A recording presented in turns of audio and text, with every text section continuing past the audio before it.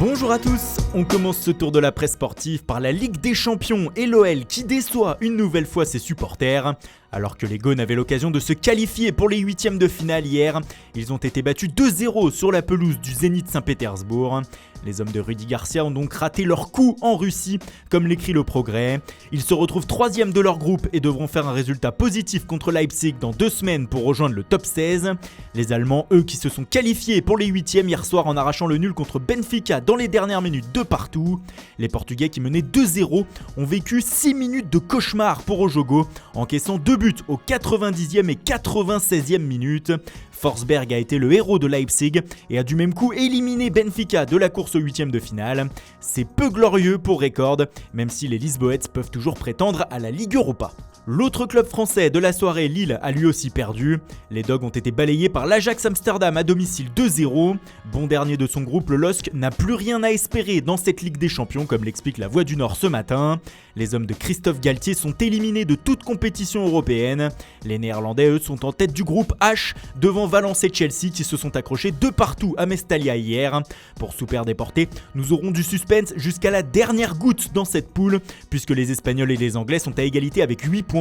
Cependant, l'entraîneur des Blues, Frank Lampard, s'est estimé chanceux après le match de ramener un point, comme l'explique le Mirror.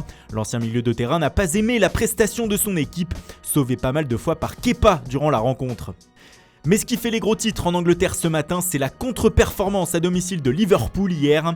Les Reds n'ont pu faire mieux qu'un match nul 1-1 contre le Napoli à Anfield. Lovren a sauvé les siens, mais les champions d'Europe en titre sont désormais en alerte rouge.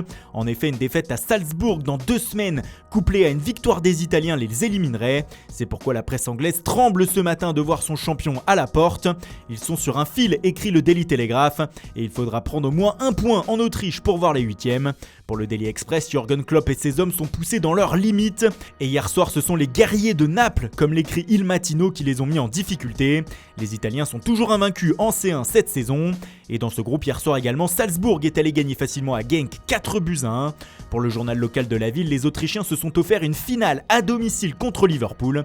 Et tout cela pour leur plus grand bonheur. On file en Espagne maintenant, où Sport pousse un cri de soulagement ce matin. Enfin, s'exclame le quotidien, enfin le trio Messi, Griezmann, Suarez a réussi un match plein.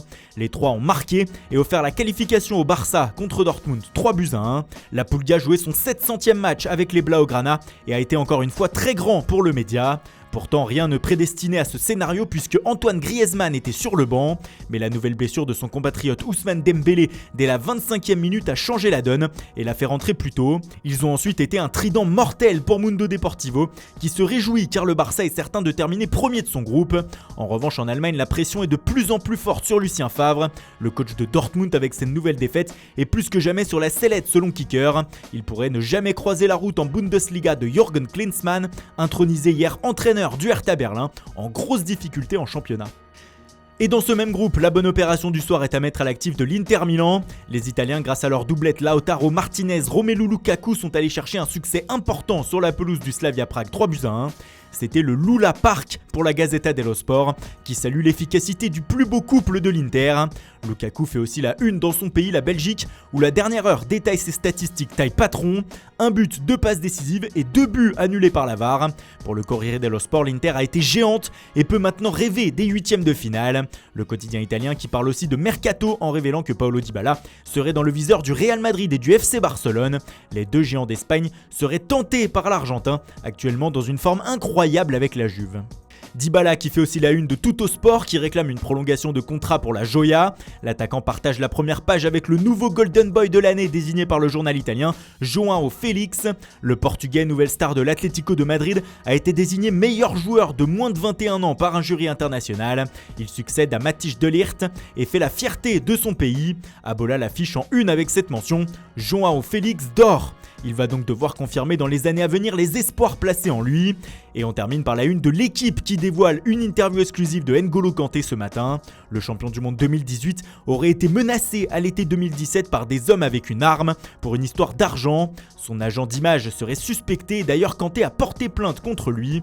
Il a accepté de revenir sur cet épisode pour le quotidien français et déclaré avoir été trop gentil. Ma confiance a été abusée, dit-il. Une enquête est actuellement en cours sur cette affaire. Voilà, c'est tout pour aujourd'hui. Merci pour votre fidélité, bonne journée à tous et rendez-vous dès demain matin pour une nouvelle revue de presse.